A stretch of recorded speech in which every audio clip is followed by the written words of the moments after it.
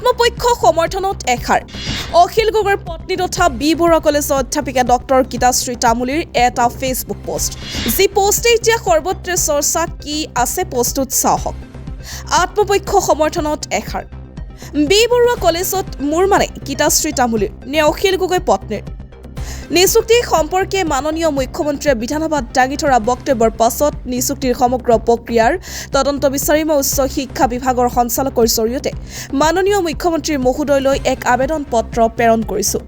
এই আবেদন পত্ৰৰ কোনো আনুষ্ঠানিক সঁহাৰি সুদুত্তৰ নোপোৱা পৰ্যন্ত মই ধৈৰ্যৰে অপেক্ষা কৰিব লাগিব।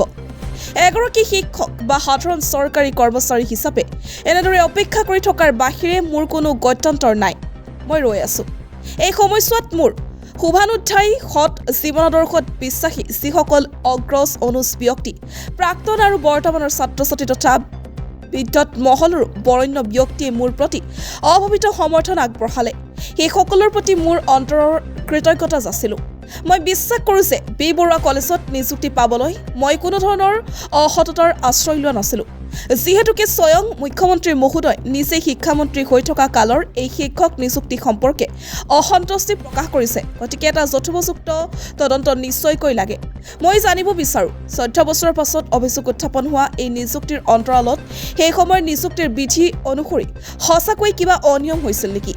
অনিয়মৰ বিষয়ে জানিও সংশ্লিষ্ট পক্ষসমূহ ন্যায়ালয়লৈ নগল কিয় মোক পাশাখেলৰ গুটি সজোৱা হ'ল?